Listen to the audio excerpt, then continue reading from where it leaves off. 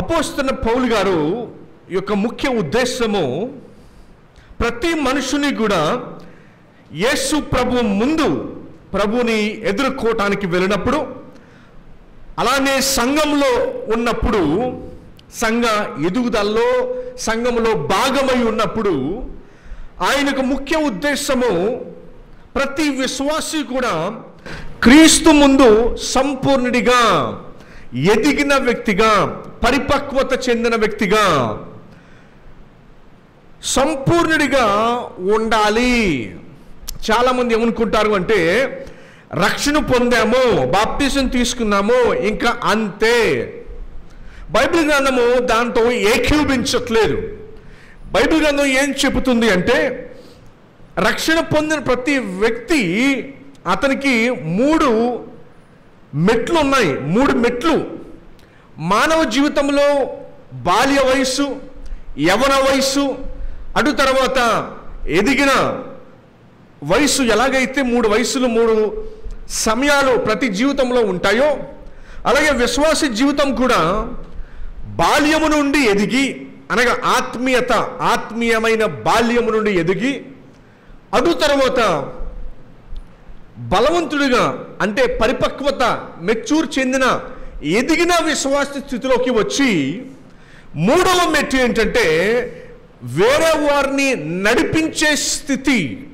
వేరే వారిని నడిపించే స్థితి. చాలామంది ఏ భ్రమలో ఉంటారు అంటే, నేను ప్రభువుని నమ్ముకున్నాను, విశ్వసించాను, అక్కడితో అయిపోయింది, నేను రక్షణ పొందేశాను కదా.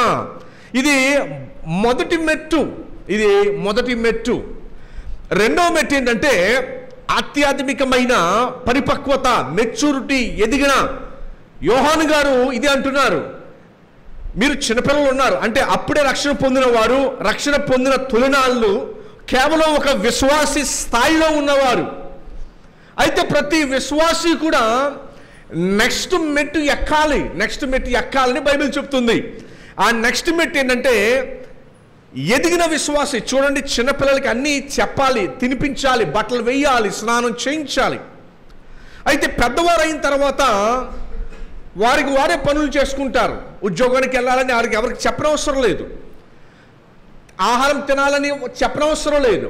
అలా ఎదిగిన విశ్వాసికి అతని శోధనలు ఎదుర్కొంటూ జయిస్తూ, ఎవరు చెప్పకుండానే తనంతటి తానే బైబిల్ చదువుకొని సిద్ధపడి బలం నొంది, ఎవరికి చెప్పకుండానే ఎదుగుతూ ముందుకు వెళతాడు.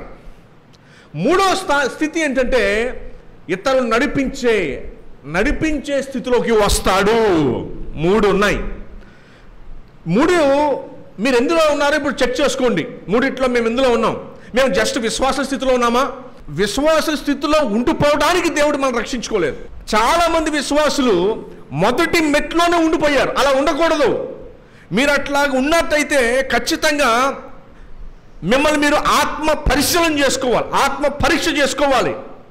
నేను అలా ఉండకూడదని మనము జ్ఞానం కలిగి బుద్ధి తెచ్చుకోండి. అందుకని పౌలే ఉన్నాడంటే ఇక్కడ ప్రతి మనుషుని క్రీస్తునందు సంపూర్ణుడిగా ఎలా నిలబెట్టాలి? ఆత్మీయ విషయంలో సంపూర్ణుడిగా ఉండాలని చెప్తుంది. అంటే ఏంటి? నువ్వు ఇతరులను నడిపించేది సంపూర్ణ స్థితి. బైబిల్ గ్రంథము సంపూర్ణుడిగా ఉండాలని చెప్తుంది. సంపూర్ణుడిగా అంటే నిండుగా ఉండాలని చెప్తుంది. ఆత్మీయ విషయంలో ఎల్లకాలం చెప్పించుకునే స్థితిలో ఉండకూడదు. అది అవిశ్వాస స్థితి, అది లోకస్తుల స్థితి, అది శరీరానుసారుల స్థితి. రక్షణ పొందేమో దేవుల్లో ఎదగాలి. గమనించండి, జీవమున ప్రతీది ఎదుగుద్ది. అది పురుగైనా, పశువైనా, మనిషి అయినా, ఒక మొక్క అయినా, ఏదైనా సరే జీవమున ప్రతీది ఎదుగుద్ది. జీవం లేని, ఇప్పుడు ఈ సౌండ్ బాక్స్ ఉంది, 20 సంవత్సరాల తర్వాత వచ్చినా అది అంగుళం అని ఎదుగుద్దా?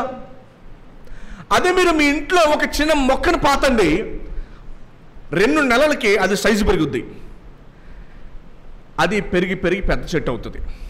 అలానే జీవం ఉన్న ప్రతి ఒక్కటి మనలో దేవుని జీవం ఉంది కనుక మనం అందరం కూడా ఎదిగి సంపూర్ణులుగా అవ్వాలి. మనము ప్రభు నమ్ముకున్నామంటే ఖచ్చితంగా సంపూర్ణులు అవ్వాలి. నేను దేవుని నమ్ముకుంటే సరిపోదు, ఎదిగితే సరిపోదు, నడిపించే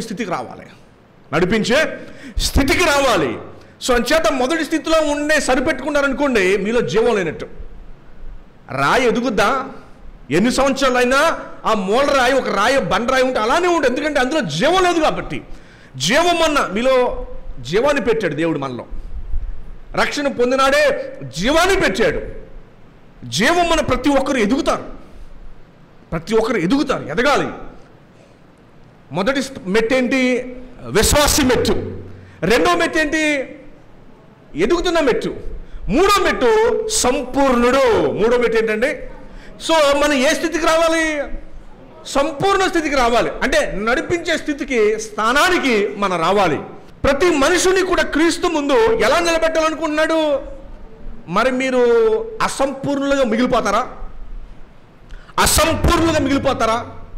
ప్రతి మనుషుని క్రీస్తునందు సంపూర్ణంగా చేసి ఎవరి ముందు నిలబెట్టాలని?